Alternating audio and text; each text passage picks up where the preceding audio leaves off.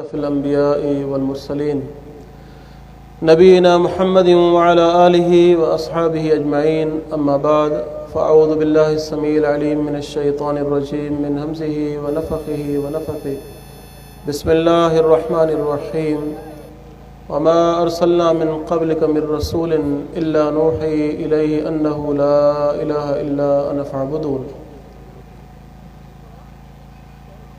One अबी दरदाए रज़ियल्लाहु अन्हु क़ाल औसानी Khalili रसूलुल्लाह सल्लल्लाहु अलैहि वसल्लम अल्ला तुश्रिक बिल्लाहि शैअ व इन क़ुतिअत व हुर्रिक़त। रवाहु इब्न माजा बिसनदिन सहीह। रब्बि शरह ली सदरी व यस्सिर ली अमरी वहलुल उक़दतम मिन लिसानी यफ़क़हू क़ौली। रब्बि ज़िदनी इल्मा सुब्हानक ला इल्म लना इल्ला मा अल्लमतना इन्नका अंतल अलीमुल हकीम।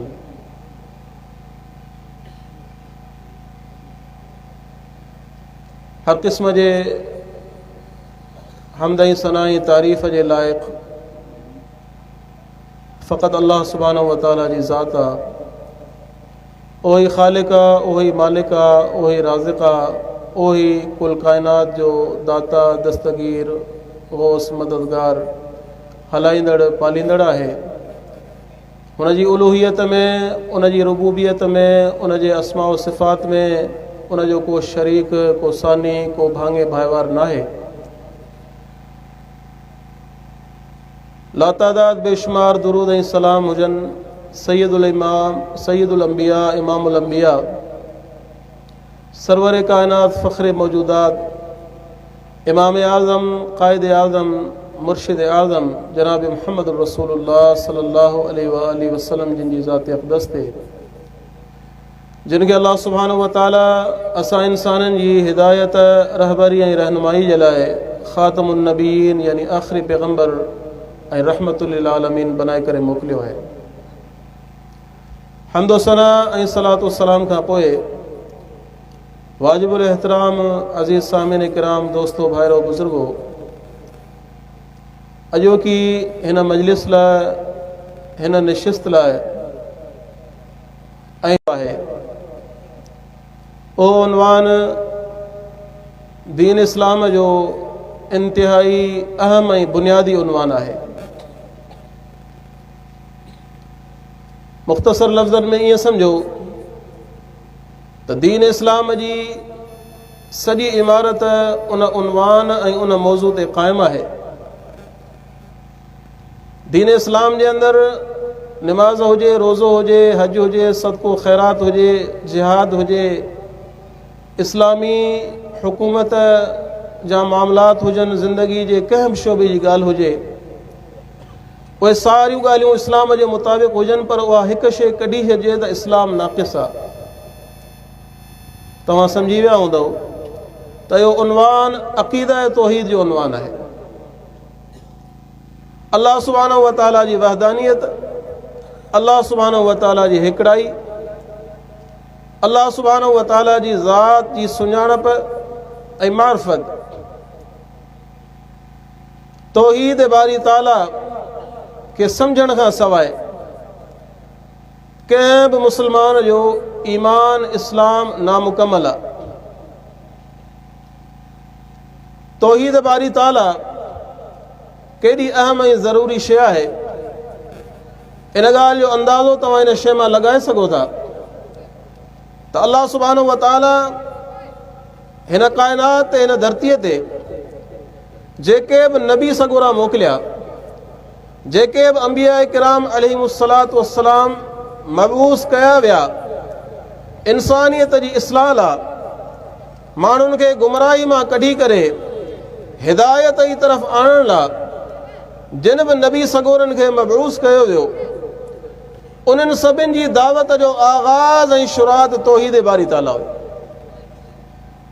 सभ खां पहिरीं शइ जी तरफ़ हर नबीअ दावत ॾिनी, इबादतुनि खां पहिरीं, मुआशरे जी इस्लाह खां पहिरीं, जंहिं शइ ॾे सभ खां पहिरीं दावत ॾिनी उहा तौहीद बारी ताला हुई। क़ुरान मजीद इन शइ जी गवाही ॾिए थो सूरत अल-अंबिया खोलियो, उन जे अंदरि अल्लाह सुब्हानहु व तआला इरशाद फरमायो, वमा अरसलना मिन क़ब्लिका मिन रसूलिन इल्ला नूही इलैहि अन्नहु ला इलाहा इल्ला अना फ़अबुदून। त असांजे हबीब मुहम्मद रसूलुल्लाह सल्लल्लाहु अलैहि वसल्लम तव्हां खां अॻु असां जेको बि नबी मोकिलियो, पैगंबर मोकिलियो, रसूल मोकिलियो, उन जी तरफ़ असां जेकी पहिरीं वही कई, उन जो जेको पहिरियों पैगाम हो, उन जी जेकी पहिरीं दावत हुई, उहा छा हुई? ला इलाहा इल्ला अना फ़अबुदून।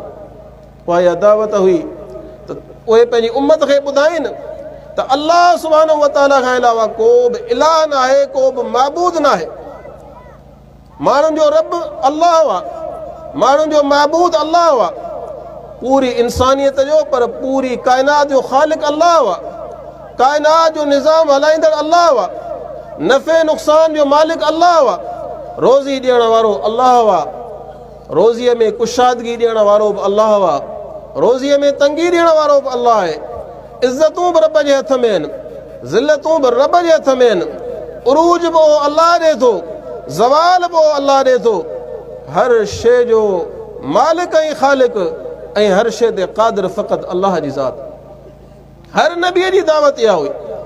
क़ुरान मजीद खे तव्हीं शुरू खां वठी करे आख़िर ताईं खोले ॾिसो, अल्लाह सुब्हानहु व तआला जिन जिन नबियुनि जा वाक़िया क़ुरान मजीद में ज़िक्र करणु फरमाया आहिनि, उन्हनि वाक़िअनि जे अंदरि सभ खां पहिरीं शइ जेकी तव्हांखे मिलंदी उहा इहा ई मिलंदी त हर नबीअ पंहिंजी क़ौम खे इहो चयो, या क़ौम अबुदुल्लाह मा लकुम मिन इलाहिन गैरुहु, ए मुंहिंजी क़ौम अकेले अल्लाह जी इबादत कयो, अल्लाह खां अलावा तव्हांजो को इलाह न आहे, को महबूद न आहे, को धणी न आहे, को दस्तगीर न आहे, को मददगार न आहे, को पालनहार न आहे।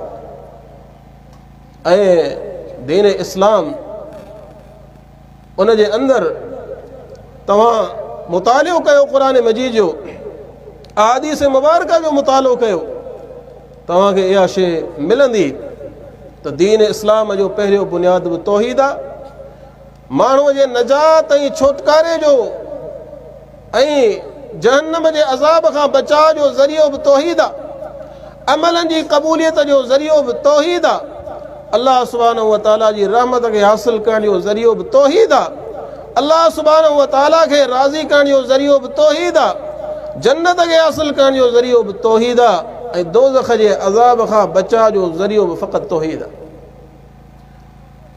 ऐं इहा तौहीद हुई जंहिंजे करे ॿिन्ही जहाननि जे सरदार मुहम्मद रसूलुल्लाह सल्लल्लाहु अलैहि वसल्लम सां 23 साल पूरा माण्हुनि दुश्मनियूं कयूं, मुखालफ़तूं कयूं, मुहादा अटकाया, नबी अलैहिस्सलातु वस्सलाम खे तरह तरह जूं अज़ियतूं ऐं तकलीफ़ूं ॾिनियूं वयूं इन तौहीद जी ख़ातिर। न त सीरत जे किताबनि खे तव्हां पढ़ो, सीरत जो मशहूर ऐं मारूफ़ किताब आहे अर्रहीक़ुल मख़्तूम, मौलाना सफ़ीउर रहमान मुबारकपुरी रहमतुल्लाहि अलैहि उन जो मुसन्निफ़ आहे। उन किताब जो तव्हां मुतालो कयो, नबी अलैहिस्सलातु वस्सलाम जो अख़लाक़, नबी अलैहिस्सलातु वस्सलाम जो किरदार, नबी अलैहिस्सलातु वस्सलाम जी सीरत हुन बयानु कई आहे तफ़सील सां, ऐं ॿिनि हिसनि जे अंदरि बयानु करे थो, नुबूअत खां अॻु ऐं नुबूअत खां पोइ। नुबूअत खां अॻु वारो हिसो जेॾी महिल तव्हां पढ़ंदव त तव्हांखे इहा ॻाल्हि उन में मिलंदी त हे मके जा माण्हू चवंदा हुआ त असांजे हिन शहर मके जे अंदरि जेकॾहिं को बा अख़लाक़ नौजवान आहे त उहो मुहम्मद आहे, जेकॾहिं बा किरदार आहे त उहो मुहम्मद आहे, जेकॾहिं अमीन ऐं अमानतदार आहे त उहो मुहम्मद आहे, जेकॾहिं सादिक़ ऐं सचो आहे त उहो मुहम्मद आहे। नबी अलैहिस्सलातु वस्सलाम जी 40 साल पूरी ज़िंदगी जेकी नुबूअत खां पहिरीं वारी आहे उन में तव्हांखे नज़र ईंदो त मुशरिक मके जा सभु माण्हू अल्लाह जे नबी अलैहिस्सलातु वस्सलाम जी तारीफ़ कंदा हुआ, अल्लाह जे नबी अलैहिस्सलातु वस्सलाम जी वाखाण कंदा हुआ, अल्लाह जे नबी अलैहिस्सलातु वस्सलाम जो हर मजलिस में ज़िक्र ख़ैर कंदा हुआ ऐं चवंदा हुआ ही सादिक़ा, ही अमीना, ही परहेज़गार आहे, ही असांजे क़ौम जो बहितरीन नौजवान आहे। पर उहे साॻिया माण्हू 40 सालनि खां पोइ जॾहिं नुबूवत अता थिए थी, नबी अलैहिस्सलातु वस्सलाम कोहे सफ़ा ते चढ़नि था ऐं अल्लाह सुब्हानहु व तआला जे हुक्म खे पूरो कंदे व अंदर अशीरतकल अक़रबीन, इन हुक्म खे पूरो कंदे पंहिंजी क़ौम खे गॾु कनि था ऐं गॾु करे चवनि था त मुंहिंजा क़ौम वारो सभ खां पहिरीं तव्हां मूंखे इहो ॿुधायो कैफ़ तजिदूनी फ़ीकुम, मुंहिंजो अख़लाक़ तव्हां में कीअं रहियो आहे, मुंहिंजो किरदारु तव्हां में कीअं रहियो आहे, मुंहिंजे बारे में तव्हांजो छा ख़्यालु आहे।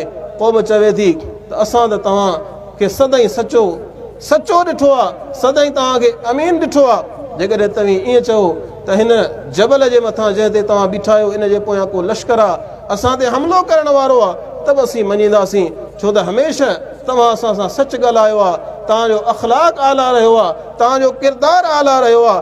तव्हां असांजे हिन क़ौम में, पर हिन पूरे मके जे शहर में हर दिलि अज़ीज़ माण्हू आहियो, हर हिक खे पसंदि आहियो, हर हिकु माण्हू तव्हां मां राज़ी आहे, हर हिकु माण्हू तव्हां मां ख़ुशि आहे। को कंहिंखां नाराज़ आहे, को कंहिंखां नाराज़ आहे, को कंहिंखां नाराज़ आहे, पर मके जे अंदरि हिकिड़ो माण्हू आहे जंहिंखां सभु राज़ी आहिनि, उहे तव्हीं आहियो मुहम्मद रसूलुल्लाह सल्लल्लाहु अलैहि वसल्लम। ए गवाहियूं ॾियण वारा माण्हू। पोइ नबी अलैहिस्सलातु वस्सलाम फरमायो, पोइ जेकॾहिं तव्हां मुंहिंजे अख़लाक़ ऐं किरदार खे मञियो पिया, मूंखे सचो तस्लीम कयो पिया, मूंखे अमीन सम्झो पिया, त पोइ आउं तव्हांजे साम्हूं ऐलान थो कयां, इन्नी नदीर लकुम बैन यदै अज़ाबिन शदीद। अलाह साईं मूंखे नबी करे उमाणियो आहे, मूंखे रसूल करे उमाणियो आहे, आउं तव्हांखे अलाह जे अज़ाब खां डिॼारणु आयो आहियां। ऐं आउं इहो ऐलान कयां थो, क़ूलू ला इलाहा इल्लल्लाह तुफ़्लिहू। सही इब्न हिब्बान जी रिवायत आहे, कोहे सफ़ा ते पहिरीं दावत ऐं पहिरियों पैगाम नबी अलैहिस्सलातु वस्सलाम जो इहो आहे, क़ूलू ला इलाहा इल्लल्लाह तुफ़्लिहू। ला इलाहा इल्लल्लाह चओ तव्हीं कामयाब थी वेंदव, ला इलाहा इल्लल्लाह पढ़ो तव्हां कामयाब थी वेंदव। अलाह तव्हांजो रब आहे, उहो ई तव्हांजो मालिक आहे, उहो ई तव्हांजो ख़ालिक आहे। न वद सुआ यगूस यऊक नसर जे हथ में कुझु आहे, न को तव्हांजे हिननि बुतनि लात मनात उज़ा हुबुल जे हथ में का शइ आहे। ए त तव्हां पंहिंजे हथनि सां ठाहिया आहिनि, ए न नफ़े जा मालिक आहिनि न नुक़सान जा मालिक आहिनि। तौहीद जो आवाज़ो जेॾी महिल प्यारे पैगंबर बुलंद कयो, 40 साल ज़िंदगीअ जा गुज़ारियऊं पंहिंजे क़ौम में, ऐं 40 सालनि ताईं जेके इहा गवाही ॾींदा रहिया न त तव्हीं सचा आहियो, तव्हीं अमीन आहियो, इन तौहीद जे हिकिड़े आवाज़ ते समूरा मुखालिफ़ थी विया, समूरा मुखालिफ़ थी विया। पहिरीं मुखालिफ़त घर मां थिए थी। अबू लहब चाचो आहे, अबू लहब चाचो आहे। नबी अलैहिस्सलातु वस्सलाम खे सख़्त लफ़्ज़ चवे थो, तब्बन लक साइरिल यौम, तूं तबाह थी वञी, तूं बर्बाद थी वञी। छा इन ॻाल्हि लाइ तो असांखे गॾु कयो? तूं छा थो सम्झी त असीं तुंहिंजी इन हिकिड़ी ॻाल्हि जे करे पंहिंजे अबनि ॾाॾनि जे दीन खे छॾे ॾींदासीं? हीअ असांजा बुत जिन खे असांजा अबा ॾाॾा वक़्त खां पूॼींदा अचनि, छा असीं उन दीन खे तर्क कंदासीं? असीं तुंहिंजी ॻाल्हि ते एतबार कंदासीं? मुखालफ़त शुरू थिए थी। ऐं पोइ इन मके जी सरज़मीन में मुंहिंजा भाइरो इन तौहीद जे करे काइनात जे अज़ीम तरीन इंसान, इमामनि जे इमाम, मुर्शिदनि जे मुर्शिद, पर पूरी काइनात जे सरदार मुहम्मद रसूलुल्लाह सल्लल्लाहु अलैहि वसल्लम ते इन तौहीद जे करे पत्थर बि वसाया विया। इन तौहीद जे करे नबी अलैहिस्सलातु वस्सलाम जे जिस्म मुबारक ते जानवरनि जा किना ओझब उछलाया विया। इन तौहीद जे करे प्यारे पैगंबर खे शाइर बि चयो वियो। इन तौहीद जे पैगाम जे करे प्यारे पैगंबर खे मजनून ऐं पागल बि नऊज़ बिल्लाह चयो वियो। इन तौहीद जे करे नबी अलैहिस्सलातु वस्सलाम जी नियाणियुनि जा निकाह टुटनि था। इन तौहीद जे करे नबी अलैहिस्सलातु वस्सलाम ते मके जी सरज़मीन एतिरी तंग कई वञे थी जो जंहिं सरज़मीन में ॼावा हुआ, जंहिंमें निपना हुआ, जंहिंमें वॾा थिया हुआ, जेको आबाई वतन हो, उन मां नेठि मजबूर थी अल्लाह जे हुक्म सां मुहम्मद रसूलुल्लाह सल्लल्लाहु अलैहि वसल्लम हिजरत करे वञनि था। मके खे छॾे मदीने वञी रवाना थियनि था।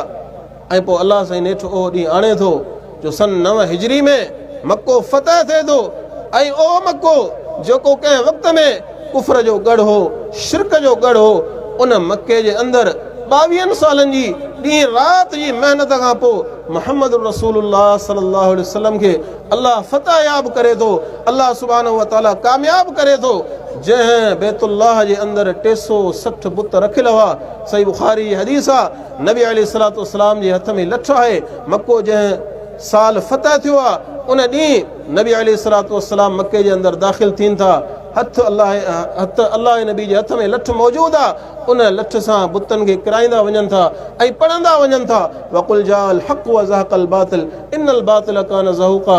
ऐं मुंहिंजा हबीब चओ त अॼु हक़ अची वियो, बातिल फना थी वियो, ऐं बातिल खे फना थियणो आहे, बातिल खे ख़तमु थियणो आहे।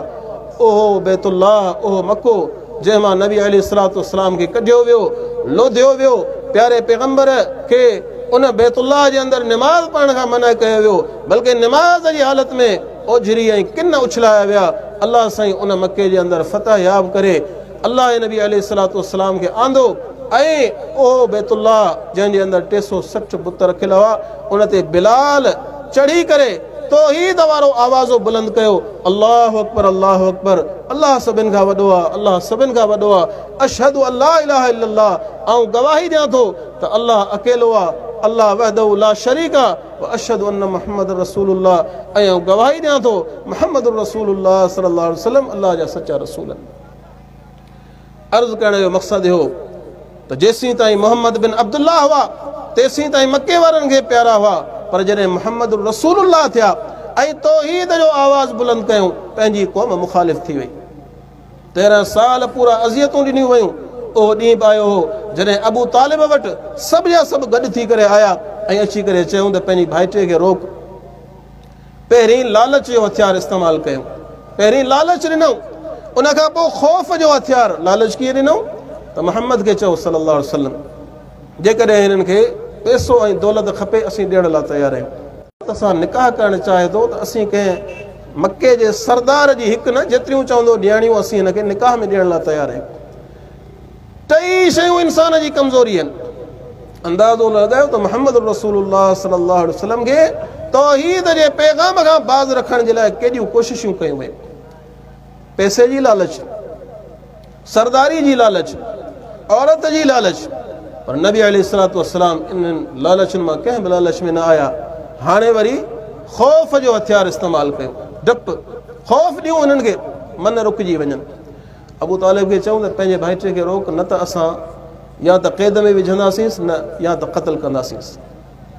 एॾी वॾी धमकी। अॼु असांखे दीन ते अमल कंदे का थोरी तकलीफ़ पुॼे असीं मस्जिद छॾे वेंदा आहियूं, इबादत छॾे वेंदा आहियूं, निमाज़ छॾे वेंदा आहियूं। थोरी सर्दी लॻे थी त फजर ते अचणु हमरा छॾे ॾिनो, पर मुहम्मद रसूलुल्लाह सल्लल्लाहु अलैहि वसल्लम ते तौहीद जी ख़ातिर केॾियूं तकलीफ़ूं आहिनि। लालच जो हथियार इस्तेमालु कयूं, ॾिठूं इहो वार नथो हले त ॿिए नंबर ते चयूं त हाणे हलूं था अबू तालिब ॾे। चाचो अथसि, हमेशह उहो ई हिन जो मददगार बनियो आहे, उहो ई असांखे रोकींदो रहे थो। ऐं अबू तालिब बि उन वक़्तु कुरैश मक्का जे अंदरि हिकिड़ी हैसियत रखंदो। आया ऐं चयूं पंहिंजे भाइटे खे रोक, असांजे बुतनि खे घटि वधि न ॻाल्हाए, असांजे अबनि ॾाॾनि जे दीन खे ग़लति न चवे, न त या त क़ैद कंदासीं या क़त्ल कंदासीं, ऐं पोइ तूं विच में न अचिजांइ। वॾी धमकी, पीरसन माण्हू हो ऐं उन धमकीअ खां ख़ौफ़ ज़दा थियो ऐं नबी अलैहिस्सलातु वस्सलाम ॾे न्यापो उमाणी, पैगाम उमाणी, पाण सगोरा आया ऐं चयईं त भाइटे हाणे मुंहिंजे इन पोड़नि कुल्हनि ते एतिरो बार न विझ जो आउं खणी न सघां, आउं खणी न सघां, एतिरो बार न विझ। तुंहिंजी क़ौम वारा आया हुआ ऐं ही शयूं चई विया आहिनि। त नबी अलैहिस्सलातु वस्सलाम ख़बर न कहिड़ो जवाबु ॾिनो। सीरत जो किताब रहीकुम मख़तूम खणी ॾिसो, नबी अलैहिस्सलातु वस्सलाम फरमायो त मुंहिंजा चाचा, जेकॾहिं मुंहिंजी क़ौम ॾींहं जो कोशिशि करे आसमान मां सिज लाहे वठे ऐं राति जो कोशिशि करे चंड लाहे वठे, मुंहिंजे साॼे हथ में सिज रखनि, खाॿे हथ में चंड रखनि, तब आउं ला इलाहा इल्लल्लाह जी दावत खां बाज़ कोन ईंदुसि, आउं बाज़ कोन ईंदुसि। मूंखे न पंहिंजे सिर जी परवाह आहे, न पंहिंजे जान जी परवाह आहे। ऐं जेकॾहिं तव्हां बि थकी पिया आहियो, कमज़ोर थी पिया आहियो, रब मुंहिंजो मददगार आहे। अबू तालिब जेॾी महिल इहे लफ़्ज़ ॿुधे थो, नबी अलैहिस्सलातु वस्सलाम जे अखियुनि में आब आहे, पाणी आहे, ऐं इहे लफ़्ज़ ज़ुबान मां जारी आहिनि त आउं पंहिंजी दावत खां बाज़ कोन ईंदुसि, भले मुंहिंजे साॼे हथ में सिज रखनि ऐं खाॿे हथ में चंड रखनि। त अबू तालिब चयो त भाइटिया पोइ वञ, पंहिंजे कम खे जारी रख, ऐं जेसीं ताईं मूंखे सघ आहे, मुंहिंजी हयाती आहे, आउं तुंहिंजो मददगार आहियां। त अंदाज़ो त लॻायो त नबी अलैहिस्सलातु वस्सलाम खे इन तौहीद खां बाज़ रखण जे लाइ, शिरक जी मुज़म्मत खां रोकण जे लाइ केॾियूं न कोशिशूं कयूं वयूं। 13 साल उहे तकलीफ़ूं ॾिनियूं वयूं। ऐं वरी मुख़्तसर ॿुधाईंदो हलां, नबी अलैहिस्सलातु वस्सलाम जी इज़त ते हमला थिया। अॼु असांखे को गुथो लफ़्ज़ चई वञे नाराज़ थी पऊं था, कावड़िजी पऊं था, ॻाल्हाइण छॾे ॾियूं था उन माण्हूअ सां, पर पूरा 13 साल मके जा नबी अलैहिस्सलातु वस्सलाम खे मजनून चयो वियो, चरियो चयो वियो, दीवानो चयो वियो, शाइर चयो वियो, साहिर जादूगर चयो वियो, पर नबी अलैहिस्सलातु वस्सलाम पंहिंजे मिशन खे जारी रखियो। तक़रीबन 17 जे क़रीब कातलाना हमला थिया। कातलाना हमलो सम्झो था, मारण लाइ हमला कयूं, लिकी करे हमला कयूं, मारण जे लाइ माण्हू मोकिलियऊं। पर अलाह साईं वल्लाहु यासिमुका मिनन्नास, अलाह साईं पंहिंजो वाइदो पूरो कयो। नबी अलैहिस्सलातु वस्सलाम जी हिफ़ाज़त थींदी रही। तक़रीबन 23 जे क़रीब जंगूं लॻियूं वॾियूं, जंहिंमें दू बदू हथियार खणी विड़िया। बदर छाला लॻी सोचिजो, ओहद छाला लॻी, आज़ाब छाला लॻी, हुनैन छाला लॻी, ये सारियूं जंगूं छो लॻियूं? 100 जे क़रीब नबी अलैहिस्सलातु वस्सलाम सरिया कया, सरिया यानी लश्कर मोकिलियऊं दुश्मननि सां मुक़ाबले लाइ। 17 कातलाना हमला, 23 वॾियूं जंगूं, 100 जे क़रीब जंगी मुहिमूं ऐं हमला, ए सभु छाला कया विया? तौहीद जो रस्तो रोकण जे लाइ, तौहीद जो रस्तो रोकण जे लाइ। केॾी वॾी मुखालफ़त कई वई। ऐं अॼु असां हिन तौहीद खे एतिरो सादो सम्झो आहे जो असां सिर्फ़ु तौहीद जो माना ऐं मफ़हूम सम्झण जे लाइ तयारु कोन आहियूं। मुंहिंजा भाइरो, जेकॾहिं तौहीद जो मतिलबु सिर्फ़ु इहो हो त कलमो पढ़णो आहे, नमाज़ पढ़णी आहे, रोज़ो हज ज़कात करणी आहे, त इहो को ॾुखियो कमु कोन हो। मके जा मुशरिक करे विझंदा, छो त उहे असां खां वधीक अरबी ॼाणींदा हुआ। नबी साईं फरमाए थो क़ूलू ला इलाहा इल्लल्लाह, ला इलाहा इल्लल्लाह चओ, तुफ़्लिहू, कामयाबु थी वेंदो। सही इब्न हिब्बान जी हदीस आहे, कामयाबु थी वेंदो। पर हुननि कलमो न पढ़ियो, छो त हुननि खे ख़बर हुई त तौहीद खे अपनाईंदासीं, शिरक खे छॾींदासीं, त पोइ असांखे पंहिंजी मर्ज़ी हलाइण जो इख़्तियार कोन हूंदो। असांखे पंहिंजी पूरी ज़िंदगी मुहम्मद रसूलुल्लाह सल्लल्लाहु अलैहि वसल्लम जे हुक्मनि जे मुताबिक़ गुज़ारणी पवंदी। असां सम्झूं था त असां कलमो पढ़ियो आहे, मुस्लमान आहियूं, बसि असांजी तौहीद ख़ालिस आहे, असांखे नजात मिलणी आहे, नबी साईं जी शफ़ाअत मिलणी आहे। मुंहिंजा भाइरो, इहा सभु ख़ाम ख़्याली आहे, इहा ख़ाम ख़्याली अथव। जेसीं ताईं तौहीद जे माना ऐं मफ़हूम खे सही तरह न सम्झंदव, शिरक खां पंहिंजे पाण खे न बचाईंदव, न निमाज़ क़बूल आहे, न रोज़ो क़बूल आहे, न हज ज़कात क़बूल आहे, न को अमल क़बूल आहे, न नबी अलैहिस्सलातु वस्सलाम जी शफ़ाअत नसीब थींदी, न इंसान जन्नत में वेंदो, न दोज़ख जे अज़ाब खां बची सघंदो।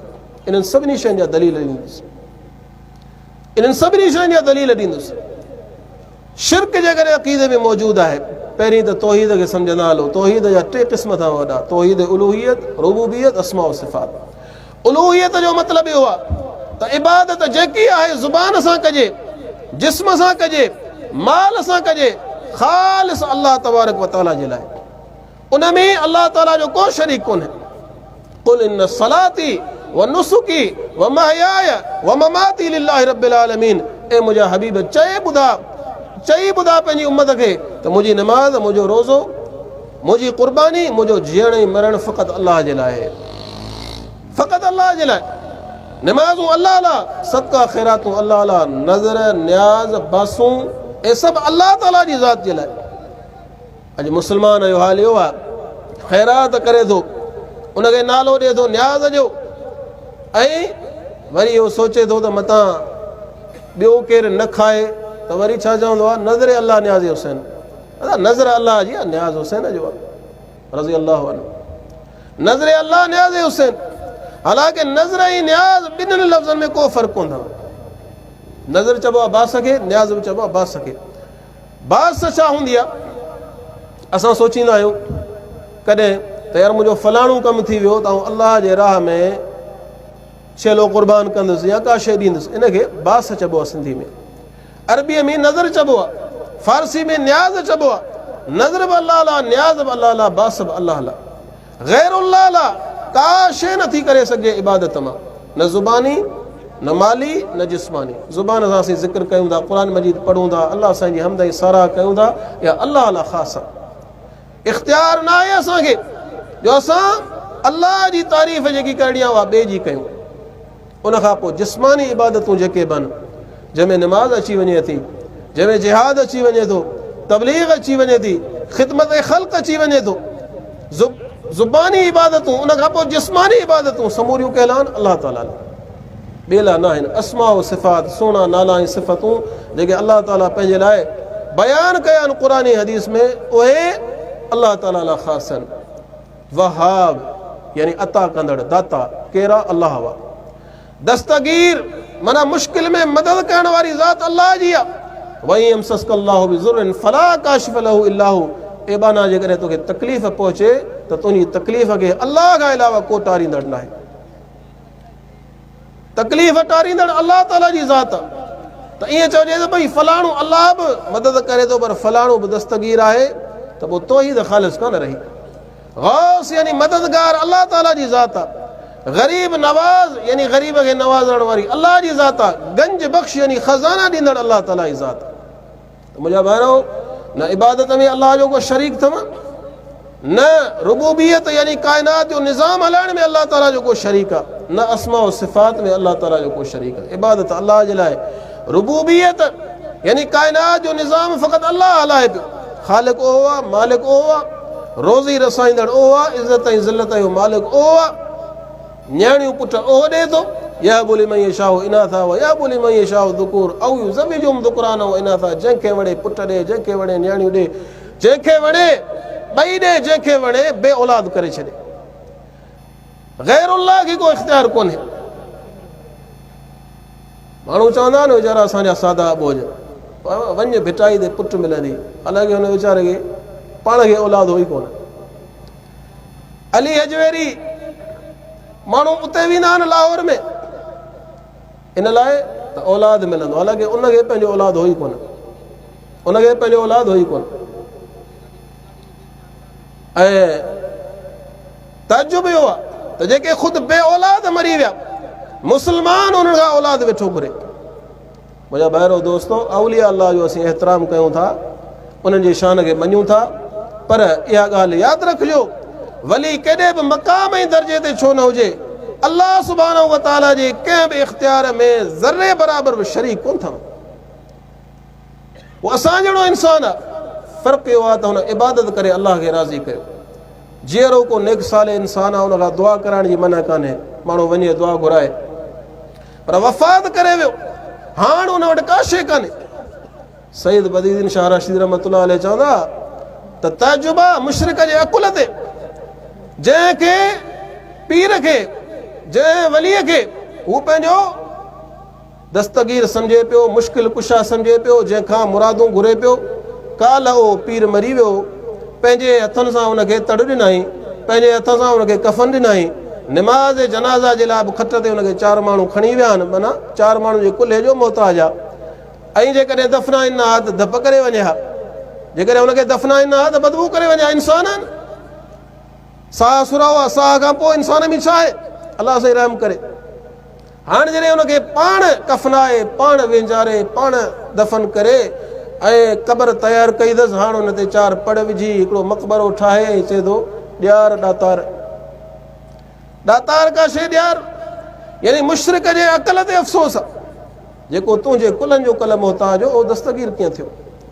त मुंहिंजा भाइरो दोस्तो, तौहीद जो मौज़ू तमामु वसी आहे। इन मुख़्तसर वक़्त में मूं तव्हांजे साम्हूं इहा ॻाल्हि अर्ज़ु रखी आहे त मुंहिंजा भाइरो दोस्तो, अक़ीदो पंहिंजो ख़ालिस कयो, शिरक खां बचो। मुशरिक जी का माफ़ी कान्हे। इन्नहु मन युशरिक बिल्लाहि फ़क़द हर्रम अल्लाहु अलैहिल जन्नह व मअवाहु अन्नार। अल्लाह साईं फ़रमाए थो, जंहिं अल्लाह सां शिरक कयो उनजी का माफ़ी कान्हे, उनजो ठिकाणो दोज़ख आहे। ऐं हदीस क़ुदसी आहे, जामे तिरमिज़ी जे अंदरि नबी अलैहिस्सलातु वस्सलाम जो इरशाद मौजूदु आहे। क़ुदसी हदीस आहे, अल्लाह ताला फ़रमाए थो, या इब्न आदम लौ लक़ीतनी बिक़ुराबिल अर्ज़ि ख़ताया सुम्मा लक़ीतनी ला तुशरिक बी शैया ललक़ीतुका बिक़ुराबिहा मग़फ़िरा।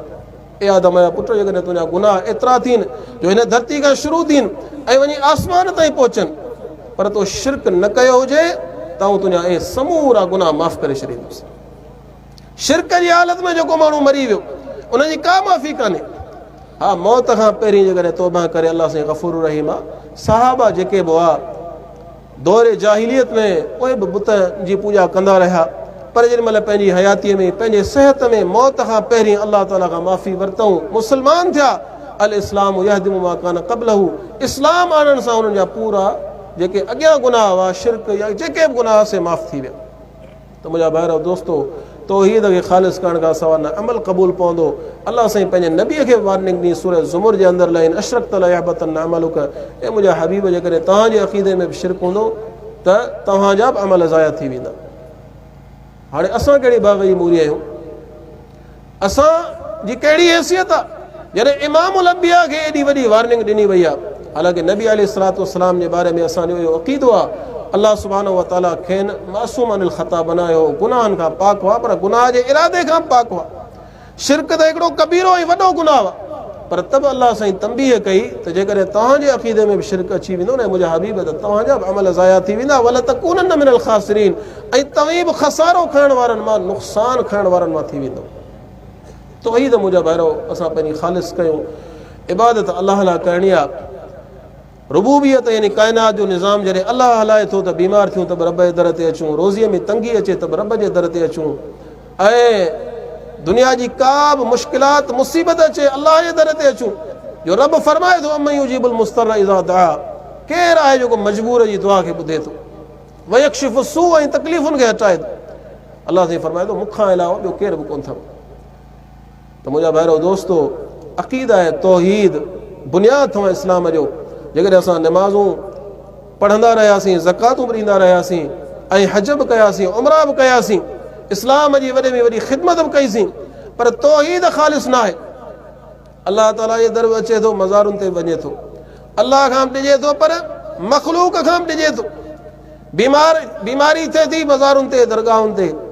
अॼुकल्ह वरी चङा भला माण्हू सम्झल सोल माण्हू जंहिंमें बीमार थींदा आहिनि त लही ईंदा आहिनि तावीज़नि ते, धागनि ते, तावीज़नि ई धागनि ते।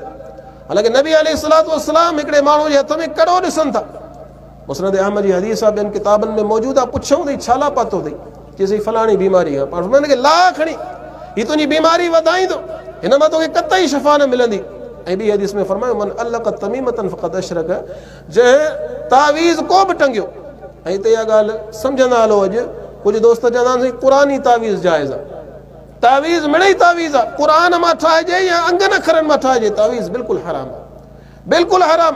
क़ुरान खे अलाह साईं शिफ़ा चयो आहे, क़ुरान खे अलाह साईं शिफ़ा चयो आहे। शिफ़ा आहे पढ़ण सां, दम करे सघिजे थो। सूरह फातिहा जो आख़िरी टे जेके सूरतूं क़ुरान जूं, कुल हुवल्लाहु अहद, कुल अऊज़ु बिरब्बिल फलक़, कुल अऊज़ु बिरब्बिन नास, इन्हनि जो दम करे सघिजे थो।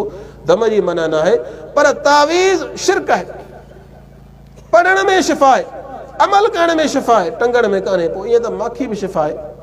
क़ुरान फरमाए थो फी शिफ़ाउल लिन्नास, माखी में शिफ़ा आहे। पोइ शीशो ॿधो न ॻिचीअ में, शीशे में सॻो विझी धागो विझी ॻिचीअ में ॿधी छॾिजे न, शिफ़ा थी वेंदी।